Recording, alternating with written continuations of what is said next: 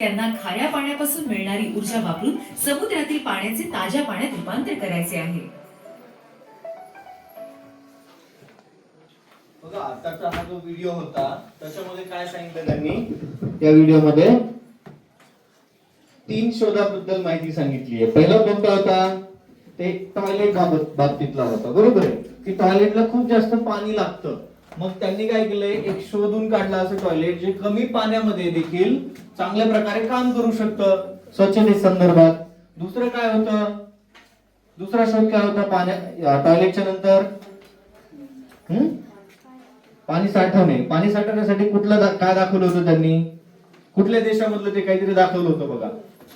कोणत्या देशाचं नाव काय होतं, त्या फळाच्या नावासारखं देशाचं नाव होतं बघा. काय होतं, पेरू.